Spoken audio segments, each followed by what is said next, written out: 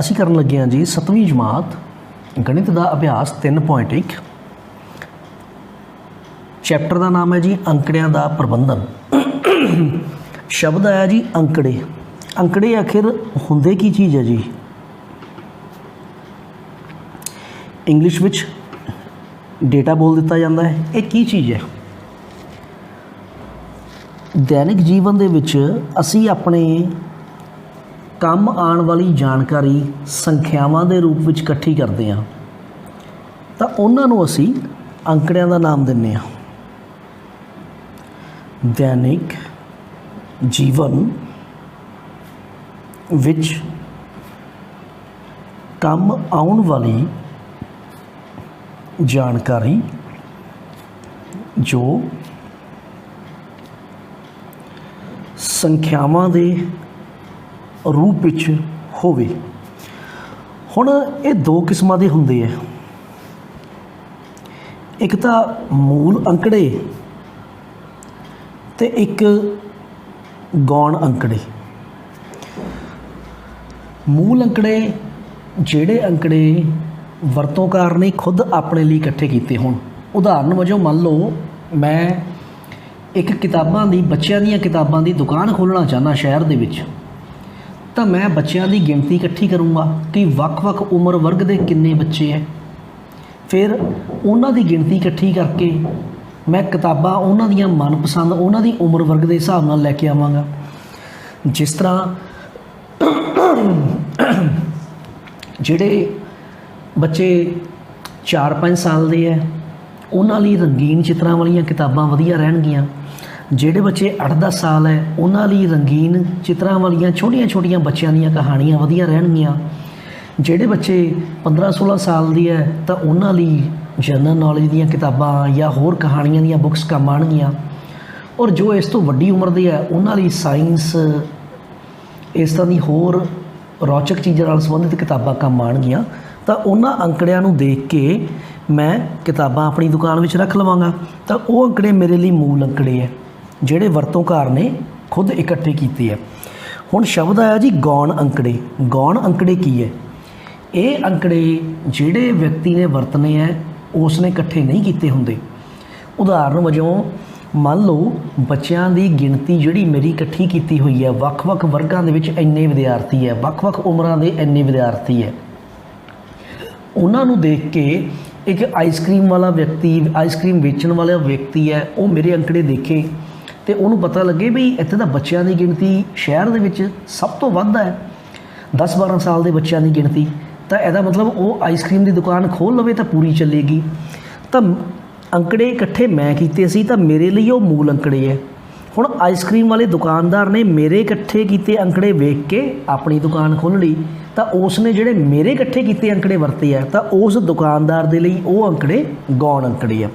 ਚਲੋ ਇਹ ਕੁਛ ਆਪਾਂ ਪਿਛਲੀਆਂ ਜਮਾਤਾਂ 'ਚ ਥੋੜ੍ਹਾ ਬਹੁਤਾ ਪੜ੍ਹ ਚੁੱਕੇ ਹਾਂ।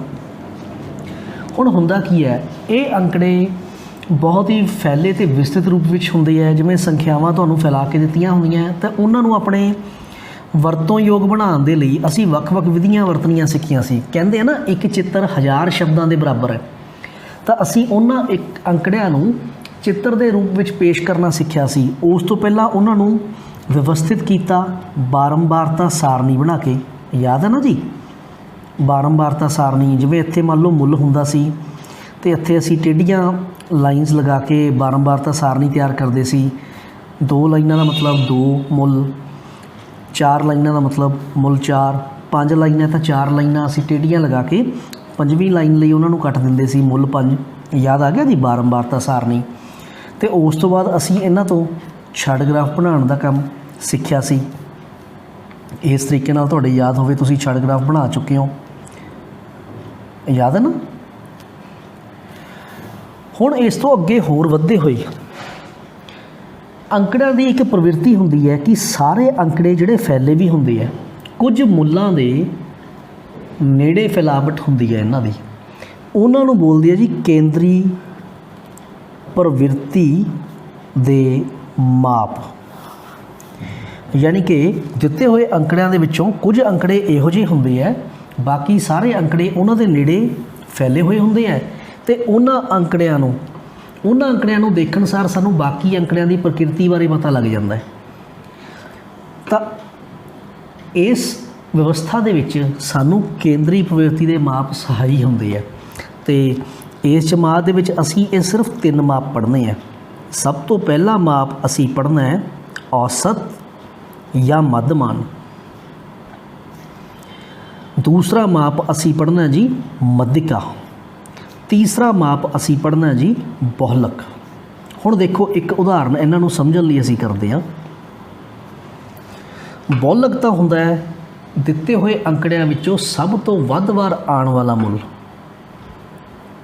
ਸਭ ਤੋਂ ਵੱਧ ਵਾਰ ਆਉਣ ਵਾਲਾ ਮੁੱਲ।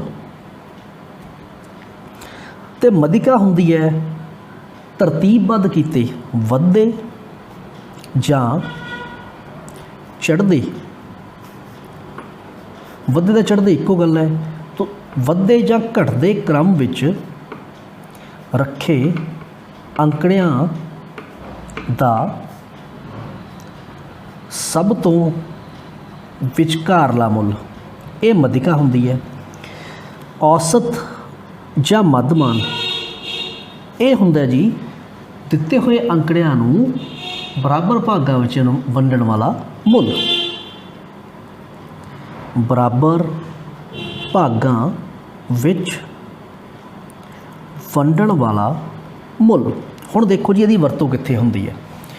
ਮੰਨ ਲਓ ਤੁਸੀਂ 3 ਭੈਣ ਭਰਾ ਹੋ ਤਾਂ ਕੋਈ ਰਿਸ਼ਤੇਦਾਰ ਨੇ ਛੋਟੇ ਬੱਚੇ ਨੂੰ 1 ਚਾਕਲੇਟ ਦਿੱਤੀ, ਉਦੋਂ ਵੱਡੇ ਨੂੰ 2 ਚਾਕਲੇਟ ਦਿੱਤੀਆਂ, ਉਦੋਂ ਵੱਡੇ ਨੂੰ 3 ਚਾਕਲੇਟ ਦਿੱਤੀਆਂ। ਹੁਣ ਹੋਇਆ ਕੀ ਹੈ, ਇਹ ਤਾਂ ਰੌਲਾ ਪੈ ਗਿਆ, ਬੱਚੇ ਆਪਸ 'ਚ ਲੜ ਪੈਣਗੇ। ਸਭ ਤੋਂ ਛੋਟਾ ਕਹਿੰਦਾ ਮੇਰੇ ਕੋਲ ਘੱਟ ਚੀਜ਼ ਹੈ, ਸਭ ਤੋਂ ਵੱਡਾ ਉਸ ਕੋਲੇ ਸਭ ਤੋਂ ਵੱਧ ਚੀਜ਼ ਹੈ। ਤਾਂ ਹੁਣ ਉਹਨਾਂ ਦੇ ਮਾਪਿਓ ਕੀ ਕਰਨਗੇ, ਉਹਨਾਂ ਤੋਂ ਚੀਜ਼ਾਂ ਚਾਕਲੇਟਸ ਇਕੱਠੀਆਂ ਕਰ ਲੈਣਗੇ। ਇਕੱਠੀਆਂ ਕੀਤੀਆਂ ਤਾਂ ਕੁੱਲ 6 ਚਾਕਲੇਟ ਬਣੀਆਂ, ਜੋੜ ਕੇ 3 + 2 5 ਅਤੇ 1 6। ਅਤੇ ਇਹਨਾਂ ਨੂੰ ਬਰਾਬਰ ਵੰਡਣ ਲਈ 3 ਬੱਚੇ ਹੈ, 3 'ਤੇ ਭਾਗ ਕਰਵਾ ਦੇਣਗੇ ਤਾਂ ਹਰੇਕ ਦੇ ਹਿੱਸੇ 2-2 ਚਾਕਲੇਟ ਆ ਜਾਣਗੀਆਂ। ਯਾਨੀ ਕਿ ਔਸਤ ਜਾਂ ਮੱਧਮਾਨ ਦੇ ਨਾਲ ਅਸੀਂ ਅੰਕੜਿਆਂ ਨੂੰ ਬਰਾਬਰ ਟੁਕੜਿਆਂ 'ਚ ਵੰਡ ਸਕਦੇ ਹਾਂ। ਇਹ ਕਈ ਵਾਰੀ ਦਸ਼ਮਲਵ ਸੰਖਿਆ ਵੀ ਆ ਜਾਂਦੀ ਹੈ। ਹੁਣ ਦੇਖੋ ਮੱਧਿਕਾ ਦਾ ਸਾਨੂੰ ਬੈਨੀਫਿਟ ਕਿੱਥੇ ਮਿਲਦਾ ਹੈ, ਫਾਇਦਾ ਕਿੱਥੇ ਮਿਲਦਾ ਹੈ। ਤੁਸੀਂ ਦੁਕਾਨਦਾਰ ਕੋਲ ਗਏ ਜਾਂ ਕਹਿ ਲਓ ਤੁਸੀਂ ਮੰਨ ਲਓ ਸਕੂਲ ਦੇ ਵਿੱਚ ਇੱਕ ਲਾਈਨ ਦੇ ਵਿੱਚ ਖੜ੍ਹੇ ਹੋਏ ਹੋ ਅਤੇ ਆਪਾਂ ਦੇਖਣਾ ਹੋਵੇ ਲਾਈਨ ਦੇ ਵਿੱਚ ਤੁਹਾਨੂੰ ਹਮੇਸ਼ਾ ਵੱਧੇ ਕ੍ਰਮ 'ਚ ਖੜਾਇਆ ਜਾਂਦਾ ਹੈ। ਜਿਹਦੀ ਹਾਈਟ ਸਭ ਤੋਂ ਘੱਟ ਹੈ ਉਹ ਅੱਗੇ, ਉਸ ਤੋਂ ਵੱਧ ਹਾਈਟ ਵਾਲਾ ਬੱਚਾ ਉਸ ਤੋਂ ਬਾਅਦ, ਉਸ ਤੋਂ ਵੱਡੀ ਹਾਈਟ ਵਾਲਾ ਬੱਚਾ ਉਸ ਤੋਂ ਬਾਅਦ। ਅਤੇ ਜੇ ਆਪਾਂ ਦੇਖਣਾ ਹੋਵੇ ਕਿ ਸਭ ਤੋਂ ਵਿਚਕਾਰ ਵਾਲਾ ਬੱਚਾ ਕਿਹੜਾ ਹੈ, ਕਿ ਜਿਸ ਤੋਂ ਪਹਿਲਾਂ ਆਉਣ ਵਾਲੀਆਂ ਸੰਖਿਆਵਾਂ ਵੀ ਅਤੇ ਬਾਅਦ ਆਉਣ ਵਾਲੀਆਂ ਸੰਖਿਆਵਾਂ ਉਹਨਾਂ ਦੀ ਗਿਣਤੀ ਬਰਾਬਰ ਹੋਵੇ, ਤਾਂ ਉਸ ਨੂੰ ਅਸੀਂ ਮੱਧਿਕਾ ਦਾ ਨਾਂ ਦਿੰਦੇ ਹਾਂ। ਯਾਨੀ ਕਿ ਮੱਧਿਕਾ ਅੰਕੜਿਆਂ 'ਚ ਆਇਆ ਉਹ ਮੁੱਲ ਹੁੰਦਾ ਹੈ, ਅੱਧੇ ਅੰਕੜੇ ਉਸ ਤੋਂ ਘੱਟ ਮੁੱਲ ਵਾਲੇ ਹੁੰਦੇ ਆ ਅਤੇ ਬਾਕੀ ਅੱਧੇ ਅੰਕੜੇ ਉਸ ਤੋਂ ਵੱਧ ਮੁੱਲ ਵਾਲੇ ਹੁੰਦੇ ਆ। ਹੁਣ ਬਹੁਲਕ ਦੇਖੋ, ਬਹੁਲਕ ਹੈ ਲੜੀ 'ਚ ਸਭ ਤੋਂ ਵੱਧ ਆਉਣ ਵਾਲਾ ਮੁੱਲ। ਇਹਦਾ ਬੈਨੀਫਿਟ ਸਾਨੂੰ ਕਿੱਥੇ ਮਿਲਦਾ ਹੈ, ਦੁਕਾਨਦਾਰ ਆਪਣੀ ਦੁਕਾਨ 'ਤੇ ਉਹੀ ਚੀਜ਼ ਵੇਚਦਾ ਹੈ ਜਿਹੜੀ ਸਭ ਤੋਂ ਵੱਧ ਵਿਕ ਰਹੀ ਹੁੰਦੀ ਹੈ ਅਤੇ ਉਹਦਾ ਔਡਰ ਵੀ ਵਾਰ-ਵਾਰ ਉਹੀ ਕਰਦਾ। ਜੇ ਮੰਨ ਲਓ ਮੇਰੀ ਬੂਟਾਂ ਦੀ ਦੁਕਾਨ ਹੈ ਜਾਂ ਕੱਪੜਿਆਂ ਦੀ ਦੁਕਾਨ ਹੈ, ਤਾਂ ਜਿਹੜੇ ਕੱਪੜਿਆਂ ਦੀ ਮੰਗ ਸਭ ਤੋਂ ਵੱਧ ਹੋਏਗੀ ਮੈਂ ਉਹਨਾਂ ਨੂੰ ਵੱਖਰਾ ਨੋਟ ਕਰ ਲਵਾਂਗਾ, ਅਤੇ ਜਦੋਂ ਮੈਂ ਮਾਲ ਮੰਗਾਉਣਾ ਹੈ ਤਾਂ ਸਭ ਤੋਂ ਵੱਧ ਵਾਰ ਉਹੀ ਚੀਜ਼ਾਂ ਮੈਂ ਮੰਗਵਾਵਾਂਗਾ ਕਿਉਂਕਿ ਉਹਨਾਂ ਦੀ ਵਿਕਰੀ ਵੱਧ ਹੈ। ਤਾਂ ਇਸ ਕਰਕੇ ਬਹੁਲਕ ਤੋਂ ਉਹਨਾਂ ਨੂੰ ਪਤਾ ਲੱਗ ਜਾਂਦਾ ਹੈ ਕਿ ਕਿਹੜੀ ਚੀਜ਼ ਦੀ ਮੰਗ ਜ਼ਿਆਦਾ ਹੈ, ਉਸੇ ਚੀਜ਼ ਨੂੰ ਉਹ ਵੱਧ ਆਰਡਰ ਕਰ ਲੈਂਦੇ ਹੈ। ਤਾਂ ਅਸੀਂ ਹੁਣ 3 ਕੇਂਦਰੀ ਪ੍ਰਵਿਰਤੀ ਦੇ ਮਾਪ ਪੜ੍ਹਨੇ ਆ, ਮੱਧਮਾਨ, ਮੱਧਿਕਾ ਅਤੇ ਬਹੁਲਕ। ਆਓ ਸ਼ੁਰੂ ਕਰਦੇ ਹਾਂ। ਦੂਸਰਾ ਪ੍ਰਸ਼ਨ ਹੈ, ਜਮਾਤ ਦੇ ਇੱਕ ਟੈਸਟ ਵਿੱਚ ਪ੍ਰਾਪਤ ਕੀਤੇ ਗਏ ਹੇਠ ਲਿਖੇ ਅੰਕਾਂ ਨੂੰ ਸਾਰਣੀਬੱਧ ਰੂਪ ਵਿੱਚ ਇਕੱਠਾ ਕਰੋ। ਅਤੇ ਨੰਬਰ 1 ਸਭ ਤੋਂ ਵੱਡਾ ਅੰਕੜਾ ਕਿਹੜਾ ਹੈ, ਨੰਬਰ 2 ਸਭ ਤੋਂ ਛੋਟਾ ਅੰਕੜਾ ਕਿਹੜਾ ਹੈ, ਨੰਬਰ 3 ਇਹਨਾਂ ਅੰਕੜਿਆਂ ਦੀ ਵਿਚਲਣ ਸੀਮਾ ਕੀ ਹੈ ਅਤੇ ਅੰਕਗਣਿਤਿਕ ਮੱਧਮਾਨ ਪਤਾ ਕਰੋ। ਲਓ ਜੀ ਪਹਿਲਾਂ ਆਪਾਂ ਸਾਰਣੀਬੱਧ ਰੂਪ ਬਣਾਉਂਦੇ ਹਾਂ ਜੀ ਇਹਦਾ, ਦੇਖਿਓ। ਤਾਂ ਦੂਸਰੇ ਪ੍ਰਸ਼ਨ ਦਾ A ਪਾਰਟ, ਸਾਰਣੀਬੱਧ ਰੂਪ ਦੇਖੋ ਜੀ ਕਿਸ ਤਰ੍ਹਾਂ ਤਿਆਰ ਹੋਏਗਾ। ਤੁਹਾਡੇ ਯਾਦ ਹੈ ਬਾਰੰਬਾਰਤਾ ਸਾਰਣੀ ਬਣਾਉਂਦੇ ਸੀ, ਜਿਸ ਤਰ੍ਹਾਂ ਪਿਛਲੇ ਸਾਲ ਅਸੀਂ ਬਾਰੰਬਾਰਤਾ ਸਾਰਣੀ ਬਣਾਈ ਹੈ। ਤਾਂ ਸਭ ਤੋਂ ਪਹਿਲਾਂ ਅਸੀਂ ਅੰਕ ਲਿਖਦੇ ਹਾਂ ਜੀ। ਅੰਕ ਸਾਡੇ ਕੋਲ 1 ਮੌਜੂਦ ਹੈ, 2 ਮੌਜੂਦ ਹੈ, 3 ਮੌਜੂਦ ਹੈ, 4 5 6 7 8 ਤੇ 9। ਤਾਂ 9 अंक साडे कोले मौजूद है। दूसरे नंबर ते कॉलम बनेगा साडा मिलान चिन्ह। तीसरे नंबर ते आ जाएगा जी विद्यार्थियों की गिणती, क्योंकि अंक विद्यार्थियों के है। या तुसी इहदी थां ते शब्द बारंबारता भी वरत सकते हो, बारंबारता या विद्यार्थियों की गिणती। हुण देखियो, सब तो पहला देखो एक अंक किन्ने विद्यार्थियों ने प्राप्त किया है। एक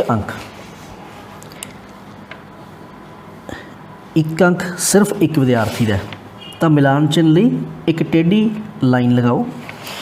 2 अंक किन्ने बच्चों के है, 1 2, सिर्फ 2 बच्चों के, तो 2 तिरछियां लाइना। 3 अंक किन्ने बच्चों के है, 1, सिर्फ एक बच्चे के 3 अंक है, तो 3 के सामने एक तिरछी लाइन। 4 अंक वाले किन्ने बच्चे है जी, देखो 1 2 3, 3 बच्चों के 4 अंक है। 5 अंक वाले 1 2 3 4 5, 5 अंक वाले 5 बच्चे है। तो हुण लाइनां देखो जी 1 2 3 4, 4 लाइनां लगातियां। 5वीं लिए असी इन्हां नूं कट देना है 5वीं लाइन दे नाल। 6 अंक वाले किन्ने बच्चे है, 1 2 3 4, 1 2 3 4। वध तो वध ये लाइनां की संख्या 4 हो सकती है। 5वीं लाइन लिए इन्हां नूं कट करना पेगा। तो जे 6वां अंकड़ा आ जाए तो दोबारा 1 2 इस तरह। 6वें अंकड़े लिए 7वें अंकड़े लिए 2 लाइनां, 8वें अंकड़े लिए 3 लाइनां, 9वें अंकड़े लिए 4 लाइनां, तो 10वें अंकड़े लिए दोबारा 4 लाइनां लगा के उन्होंने कट कर लिया जाएगा। 7 अंक देखो कितनी बार आया, 1 2 2 बार। 8 आया जी साढ़े कोले सिर्फ 1 बार। 9 साढ़े कोल आया जी 1 बार। तो हुण डंडियां की गिनती करिए जी लाइनां की, 1 2 1 3 5 4 2 1 1। तो हुण इत्थे इन्हां दा जोड़ चैक करो। साडे कोले पता लग जाएगा जी कितना जोड़ है इन्हां दा। कई बार बच्चों की गिणती दी होंगी है, जिवें अंकड़ियां की गिणती कर लो 1 2 3 4 5 6 7 8 9 10 11 12 13 14 15 16 17 18 19 20। तो इन्हां दा जोड़ 20 बनना चाहिए। 1 ते 2 3 4 3 7 5 12 4 16 2 18 19 20। ਇਹਦਾ मतलब असी कोई अंकड़ा छड्डिया नहीं, सारे अंकड़े इनकलूड कर लिए, शामिल कर लिए। तो ये साडा सारणीबद्ध रूप हो गया। इसनूं बारंबारता सारणी का भी नाम दिता जाता है। वधिया गल है जी, इस तरह लाइनस लगा लो तो भुलेखा नहीं पैंदा। अच्छा हुण इत्थे ना प्रश्न ये पैदा होंदा है, देखियो कि तुसी कहो कि जे 7 अंकड़ा दिखाना है तो 7 लिए कितनी लाइनां लगानियां पैणगियां। देखो 1 2 3 4, 5वीं टेढ़ी, 6वीं तो 7वीं। जे मान लो 13 लाइना है तो उन्होंने लिए देखो 1 2 3 4, 5वीं टेढ़ी, 1 2 3 4, 5वीं टेढ़ी। 5 ते 5 10 हो गई, 3 होर चाहिए, 1 2 3।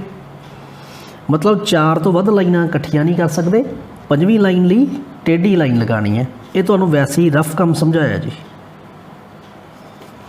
आओ हुण आपां देखिए तो कहना सब तो वड्डा अंक किहड़ा है जी। इन्हां चों सब तो वड्डा अंक किहड़ा साडे कोले 9। तो साडा आंसर आ गया जी सब तो वड्डे अंक का 9। सब तो छोटा अंक किहड़ा है, छोटा अंक साडा सब तो छोटा 1 है, आंसर आ गया जी। फिर कहंदा इन्हां अंकड़ियां दी विचलन सीमा की है।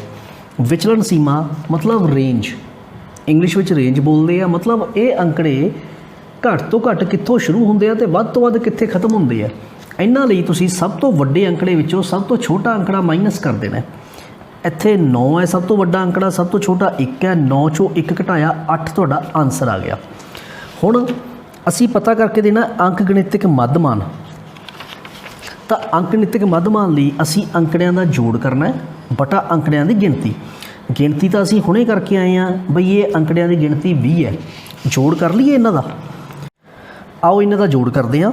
4 6 10 7 17 5 22 3 25 5 30 4 जोड़े 34 5 जोड़े 39 2 41 6 47 2 49 5 जोड़े 54 तो 1 55 55 9 जोड़े 64 64 6 जोड़े 70 5 75 75 तो 8 83 83 4 87 87 6 93 तो 7 100 जोड़ आया जी पूरा 100।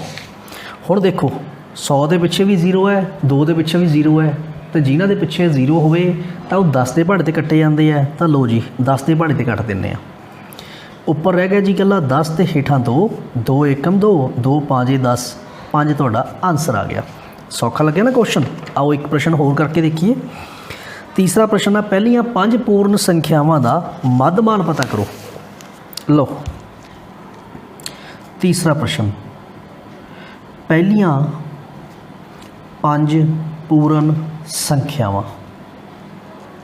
किहड़ियां किहड़ियां जी 0 1 2 3 ते 4 पूर्ण संख्यावां 0 तो शुरू होंदियां। मध्यमान कढ़ दईए इन्हां दा। मध्यमान दा सूत्र की सी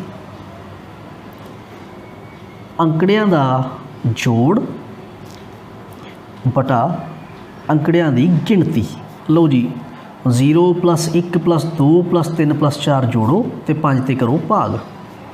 4 3 7 2 9 1 10 10 0 जोड़ी 10। गिणती 1 2 3 4 5 संख्यावां है तो हेठा 5 रखिया जी। 5 के पहाड़े ते कट दईए 5 1 5 5 दूनी 10 2 आंसर आ गया। आओ अगे एक प्रश्न होर करके देखिए इस तरीके नाल। पहला कराने जी तुहानूं 8वां प्रश्न देखियो ध्यान नाल। एक शहर विच हफ्ते के 7 दिनों च हुई वर्खा मिलीमीटर च रिकॉर्ड की है। सोमवार 0.0 मिलीमीटर, मंगलवार 12.2 मिलीमीटर, बुधवार 2.1 मिलीमीटर, वीरवार 0.0 इस तरह मिलीमीटर च वर्खा देती। पहला भाग है उपरोक्त अंकड़ियां नाल वर्खा की विचलन सीमा पता करनी है। लो जी करते हैं। विचलन सीमा तुहाडे याद है ना, सब तो वड्डा अंकड़ा या मुल माइनस सब तो छोटा अंकड़ा या मुल। हुण नोट करो सब तो वड्डा अंकड़ा साडे कोले शुक्रवार दा 20.5 मिलीमीटर वर्खा हुई है, तो सब तो छोटा अंकड़ा साडे कोले सोमवार ते वीरवार दा 0.0 मिलीमीटर। तो लो जी सब तो वड्डा अंकड़ा 20.5 तो सब तो छोटा अंकड़ा 0.0। हुण इन्हां दी घटाओ करिए। अच्छा किसी भी संख्या जो 0 घटाओगे तो तुहाडा उत्तर उही संख्या आ जानी है। तो 20.5 मिलीमीटर ही तुहाडा उत्तर आ गया। दूसरा भाग हफ्ते की मध्यमान वर्खा पता करनी है। लो जी मध्यमान वर्खा ਇਹਦਾ सूत्र याद है जी, सूत्र हुणी लिख के आए हैं। अंकड़ियां दा जोड़ बटा गिणती। हुण अंकड़ियां दा जोड़ चैक करो। सोमवार नूं 0.0 वर्खा, मंगलवार 12.2 दशमलव के हेठां दशमलव आना चाहिए, बुधवार नूं 2.1, वीरवार नूं 0.0, शुक्रवार नूं 20.5, शनिवार नूं 5.5, ਐਤਵਾਰ ਨੂੰ 1.0। अच्छा मान लो तुहानूं दशमलव थल्ले दशमलव लिखण 'ਚ दिक्कत है तो जिस तरह छोटे बच्चों की गणित की कापी तुसीं देखी होनी है, उस ते डब्बियां बणियां होंदियां, तो तुसीं इत्थे डब्बियां का प्रयोग भी कर सकते हो जी। तो जदों तुहानूं सवाल चंगी तरह आ गए फिर तुसीं मूँहज़बानी कर लोगे। हुण असीं इन्हां नूं जोड़ना है क्योंकि अंकड़ियां का सानूं जोड़ चाहिए। 0 + 2 2, 2 च 1 जोड़िया 3, 3 च 0 जोड़ी 3, 5 8, 5 13, 3 हेठा तो 1 चला गया हांसल च। 1 + 0 1, 2 3, 2 5, 5 ते 5 10 तो 1 11, 1 चला गया जी फिर हांसल च। 1 2 ते 2 4। दशमलव के हेठा दशमलव लाना ना भुलो, दशमलव के हेठा बिल्कुल थल्ले दशमलव। ये आ गया जी 41.3 ਤੇ ਕਿੰਨੇ ਦਿਨ ਦਿੱਤੇ ਆ ਜੀ? ਸੋਮਵਾਰ ਤੋਂ ਲੈ ਕੇ ਐਤਵਾਰ ਤੱਕ ਗਿਣਤੀ ਕਰੋ, 7 ਦਿਨ ਹੈ ਜੀ। ਹੁਣ ਅਸੀਂ 41.3 ਨੂੰ 7 ਤੇ ਭਾਗ ਕਰਕੇ ਆਨਸਰ ਕੱਢਣਾ ਜੀ। ਲਓ ਭਾਗ ਵੀ ਸਿੱਖ ਲਓ। 41.3 7 ਦੇਖੋ ਜੀ ਸਿੰਗਲ ਡਿਜਿਟ ਹੈ, ਇੱਕ ਅੰਕੀ ਸੰਖਿਆ ਹੈ, ਤਾਂ ਇੱਕ ਅੰਕ ਥੱਲੇ ਵੰਡੋ। 7 ਦੇ ਪਹਾੜੇ ਉੱਤੇ ਪੜੋ ਜੀ, 4 ਆਂਦਾ ਨਹੀਂ ਆਂਦਾ, ਇੱਥੇ ਲੱਗ ਗਿਆ ਜੀ 0। ਇੱਕ ਹਾਂਸਲ ਹੋਰ ਉਤਾਰ ਲਿਆ ਜੀ, 41 ਬਣ ਗਿਆ। 7 5 35, 11 ਚੋਂ 5 ਗਏ 6, 3 ਚੋਂ 3 ਗਿਆ 0। ਉੱਤੋਂ ਉਤਾਰਿਆ ਜੀ 3, ਦਸ਼ਮਲਵ ਸ਼ੁਰੂ ਹੋ ਚੁੱਕਿਆ, ਇੱਥੇ ਲਗਾ ਦਿਓ। 7 ਦੇ ਪਹਾੜੇ ਤੇ 63, 7 ਨਾਮ 63 ਕੱਟਿਆ ਗਿਆ ਜੀ, ਤਾਂ ਤੁਹਾਡਾ ਉੱਤਰ ਆ ਗਿਆ 5.9 ਮਿਲੀਮੀਟਰ ਆਨਸਰ। ਕੋਸ਼ਿਸ਼ ਕਰੋ ਇਹ ਭਾਗ ਦਾ ਕੰਮ ਵੀ ਪੱਕੇ ਕੰਮ ਵਿੱਚ ਹੀ ਕਰੋ। ਦਸ਼ਮਲਵ ਤੋਂ ਪਹਿਲਾਂ ਜਦੋਂ ਕੋਈ ਸੰਖਿਆ ਬਿਲਕੁਲ 0 ਤੋਂ ਸ਼ੁਰੂ ਹੋ ਰਹੀ ਹੋਵੇ ਤਾਂ 0 ਤੁਸੀਂ ਛੱਡ ਸਕਦੇ ਹੋ, ਯਾਨੀ ਕਿ 0 5.9 ਹੈ, ਇਹਨੂੰ ਇਕੱਲਾ 5.9 ਵੀ ਲਿਖ ਸਕਦੇ ਹੋ। ਤੀਸਰਾ ਭਾਗ ਦੇਖੀਏ ਜੀ ਕੀ ਹੈ। ਕਹਿੰਦਾ ਕਿੰਨੇ ਦਿਨ ਵਰਖਾ ਮੱਧਮਾਨ ਵਰਖਾ ਤੋਂ ਘੱਟ ਰਹੀ। ਹੁਣ ਨੋਟ ਕਰੋ, ਮੱਧਮਾਨ ਵਰਖਾ ਆਈ ਹੈ ਤੁਹਾਡੀ 5.9, ਤਾਂ ਕਿਹੜੇ ਕਿਹੜੇ ਦਿਨ ਵਰਖਾ ਦਾ ਮੁੱਲ 5.9 ਤੋਂ ਘੱਟ ਹੈ? ਸੋਮਵਾਰ ਨੂੰ ਘੱਟ ਹੈ 1, ਬੁੱਧਵਾਰ ਨੂੰ ਵੀ ਘੱਟ ਹੈ 2, ਵੀਰਵਾਰ ਨੂੰ ਵੀ ਘੱਟ ਹੈ 3, ਸ਼ਨੀਵਾਰ ਨੂੰ 5.5 ਬਿਲਕੁਲ 5.9 ਤੋਂ ਘੱਟ ਹੈ, ਅਤੇ ਐਤਵਾਰ ਨੂੰ ਵੀ ਘੱਟ ਹੈ। ਯਾਨੀ ਕਿ ਪਹਿਲਾ ਦਿਨ ਸੋਮਵਾਰ, ਦੂਜਾ ਦਿਨ ਬੁੱਧਵਾਰ, ਤੀਜਾ ਦਿਨ ਵੀਰਵਾਰ, ਚੌਥਾ ਦਿਨ ਸ਼ਨੀਵਾਰ ਅਤੇ ਪੰਜਵਾਂ ਦਿਨ ਐਤਵਾਰ। ਤਾਂ ਇਹ 5 ਦਿਨ ਹੈ ਜਦੋਂ ਵਰਖਾ ਤੁਹਾਡੀ ਮੱਧਮਾਨ ਤੋਂ ਘੱਟ ਹੈ। ਲਿਖ ਦਿੰਦੇ ਹਾਂ 5 ਦਿਨ ਵਰਖਾ ਮੱਧਮਾਨ ਵਰਖਾ ਤੋਂ ਘੱਟ ਹੈ। ਸੌਖਾ ਲੱਗਿਆ ਨਾ ਕੁਐਸਚਨ। ਆਓ ਇੱਕ ਇਸ ਤਰੀਕੇ ਦਾ ਹੋਰ ਪ੍ਰਸ਼ਨ ਕਰਾਵਾਂ ਤੁਹਾਨੂੰ ਮੈਂ। 9ਵਾਂ ਦੇਖੋ। 9ਵੇਂ ਪ੍ਰਸ਼ਨ 'ਚ ਨਾ 10 ਲੜਕੀਆਂ ਦੀ ਉਚਾਈ ਸੈਂਟੀਮੀਟਰਾਂ ਵਿੱਚ ਦਿੱਤੀ ਹੋਈ ਹੈ ਜੀ ਸਾਨੂੰ। ਨੋਟ ਕਰੋ 10 ਲੜਕੀਆਂ ਦੀਆਂ ਉਚਾਈਆਂ ਸੈਂਟੀਮੀਟਰਾਂ ਵਿੱਚ ਮਾਪੀਆਂ ਗਈਆਂ ਅਤੇ ਹੇਠ ਲਿਖੇ परिणाम प्राप्त होए। आ देता कहना सब तो लंबी लड़की की लंबाई कितनी है। नोट करो इत्थे सब तो लंबी लड़की की लंबाई देखो जी सब तो वध 151 सेंटीमीटर है जी। सब तो लंबी लड़की की लंबाई आ 151 वाला अंकड़ा सब तो वध है। फिर अगला प्रश्न है सब तो छोटी लड़की की लंबाई की है। सब तो छोटी लड़की की लंबाई देखिए कितनी है। अंकड़ा 128 सब तो घट है जी। तो सब तो छोटी लड़की की लंबाई 128 सेंटीमीटर लिख दिए। पहला भाग सब तो लंबी लड़की की लंबाई इस तरीके नाल सब तो छोटी लड़की की लंबाई। सब तो लंबी लड़की की लंबाई आई है जी 151 सेंटीमीटर। सब तो छोटी लड़की की लंबाई आई है जी 128 सेंटीमीटर। तीसरे नंबर पर पूछा जी अंकड़ियां की विचलन सीमा। याद है ना जी सब तो वड्डा अंकड़ा माइनस सब तो छोटा। वड्डे नूं असीं लार्जेस्ट बोलते हैं, छोटे नूं स्मॉलेस्ट बोलते हैं। तो एल माइनस एस लिख दो तां भी काम चल जाएगा। यानी कि 151 विचों 128 घटाओ। सब तो वड्डी लड़की 151 सेंटीमीटर, सब तो छोटी 128 सेंटीमीटर। घटाओ करके देखिए जी इन्हां दा। 1 चों 8 जाता नहीं, हांसल लो जी 1। 11 चों 8 गए 3, इत्थे बच गए पिछे 4। 4 चों 2 गए 2, 1 चों 1 गया 0, लिखण की लोड़ ही नहीं। 23 सेंटीमीटर आंसर। फिर पूछा जी चौथा भाग कहना मध्यमान ऊंचाई पता करो जी। मध्यमान ऊंचाई अच्छा उस लई तां मध्यमान का सूत्र लाना पैना है। थल्ले तां गिणती लिखनी पेगी किन्ने अंकड़े है, तो उपरले पासे सानू इन्हां दीयां ऊंचाइयां यानी कि अंकड़ियां दा जोड़ करना पेगा। अच्छा गिणती देखियो जी कितनी है। गिणती सानू दित्ती है भी 10 लड़कियां। अंकड़ियां दा जोड़ असी एक साइड ते लगा लीए।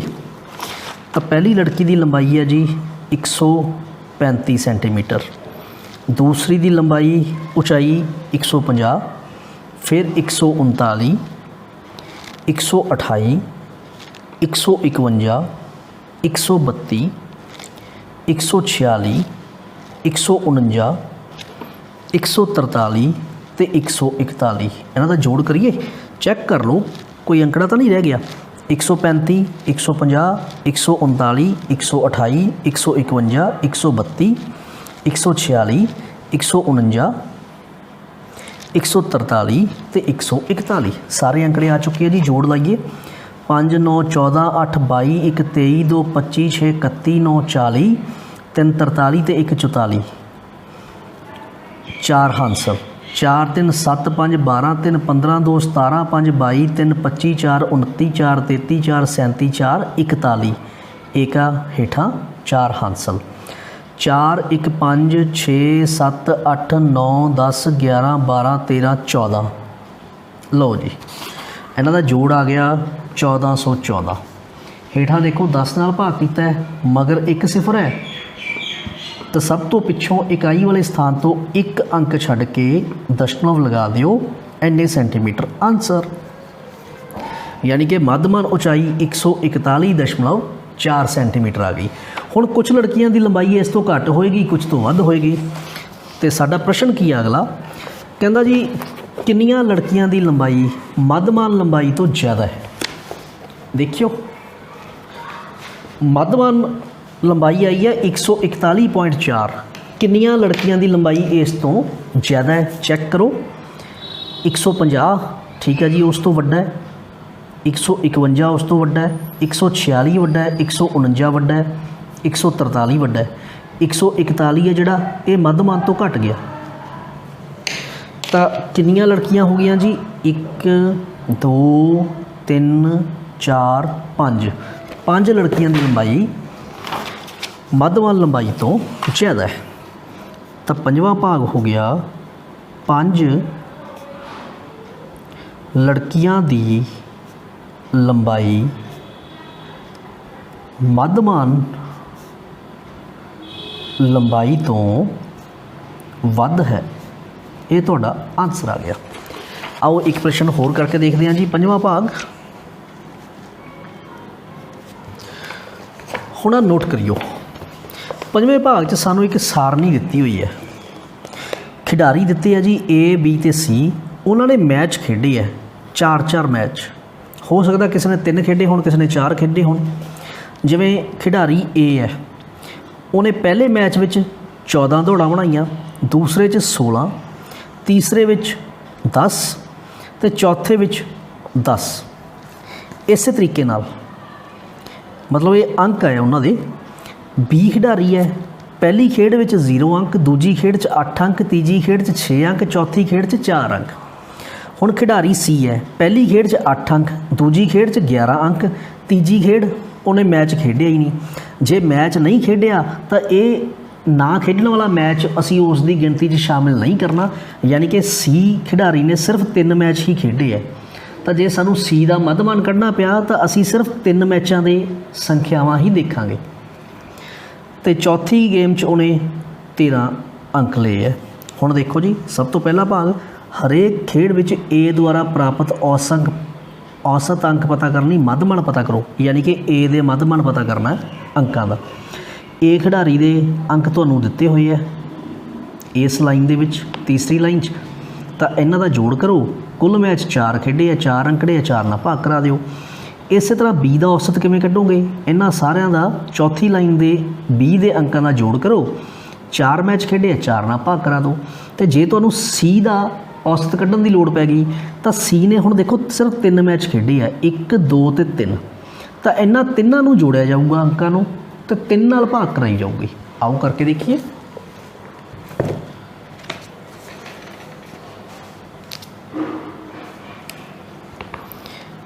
नंबर 1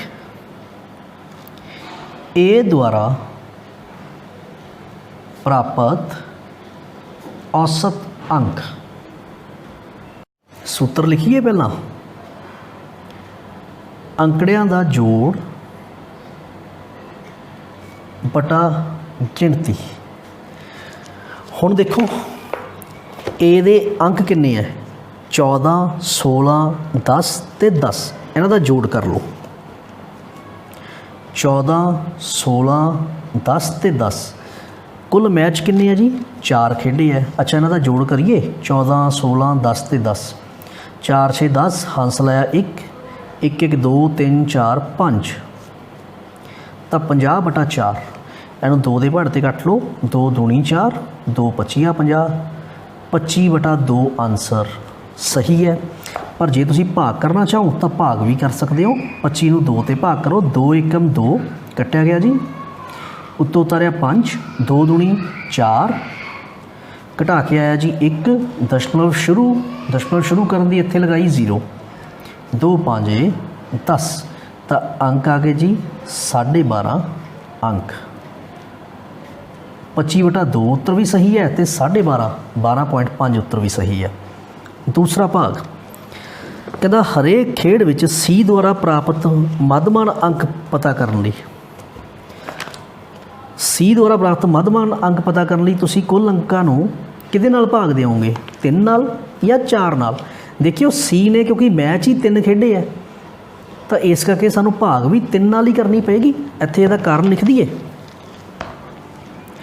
ਕਿਉਂਕਿ ਖਿਡਾਰੀ ਸੀ ਨੇ ਸਿਰਫ 3 ਮੈਚ ਖੇਡੇ ਹਨ, ਇਸ ਕਰਕੇ ਮੱਧਮਾਨ